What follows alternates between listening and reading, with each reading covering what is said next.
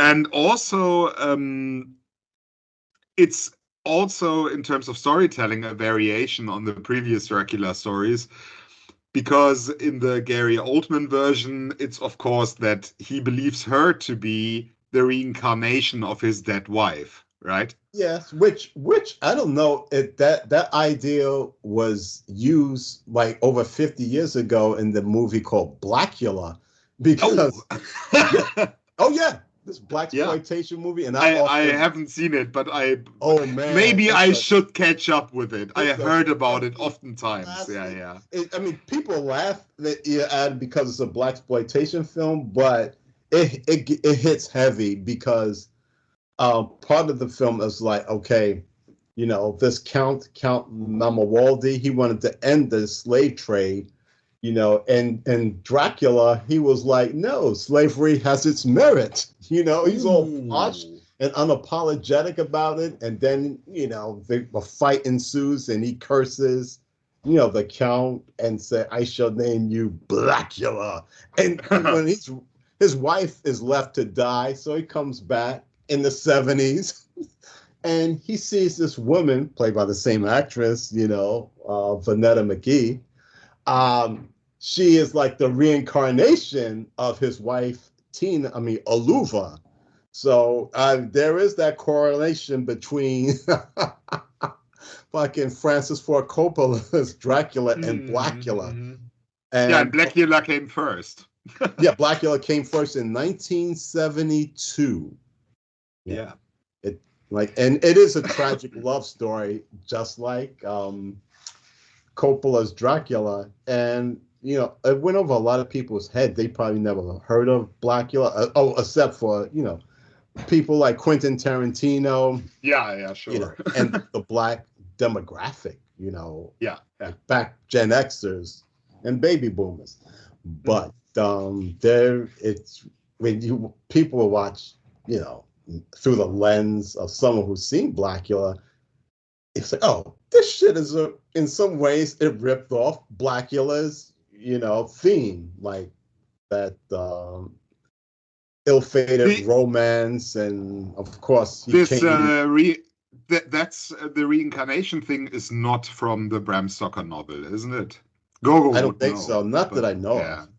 Not that if so, then you know what, that throws out my theory. But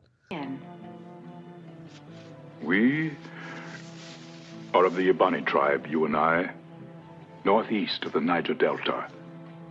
Our people are renowned as hunters. Almost 2 centuries ago, the ruling elders of my people sent me, yes, and my bride, to Europe on a mission to protest the slave trade. The slave trade? On that mission, I myself was enslaved, my wife murdered, and I was placed under the curse of the undead. Our assassin was the vampire Count Dracula. Count Dracula? No, I don't think it is. Yeah. Yeah, as far as I know. I would be interested in that. So the romantic angle, the reincarnation angle might be originating with Blacula then. Yes. I want you to watch Blacula. I mean, there's some parts, because it was the 70s, mind you, that may be offensive or just straight out of nowhere.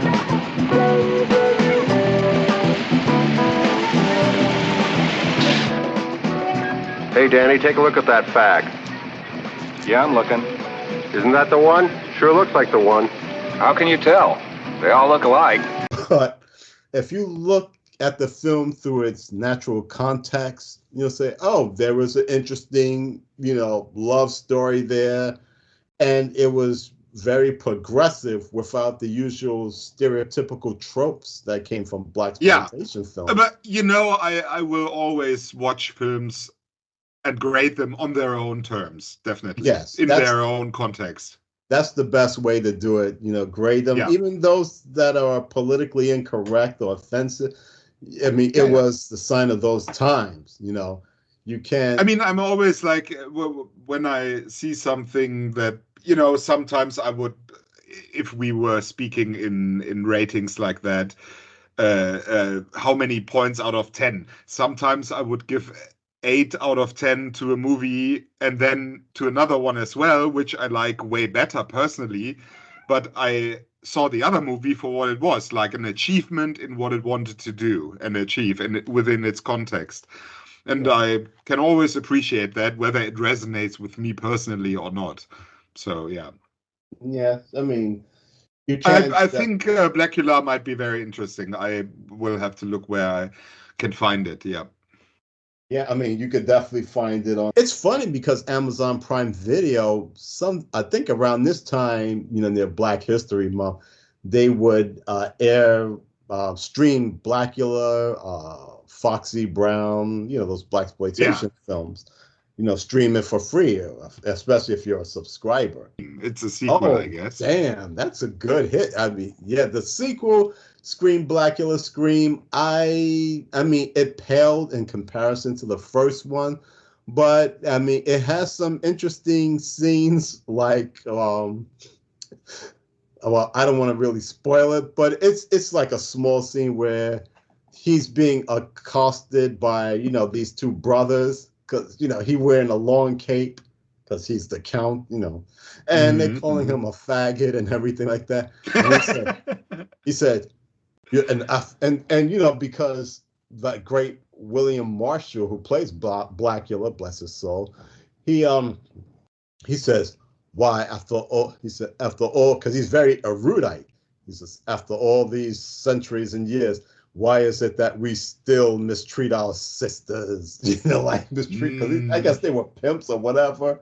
And, and of course they try to attack him and things don't turn out well for them. Yeah.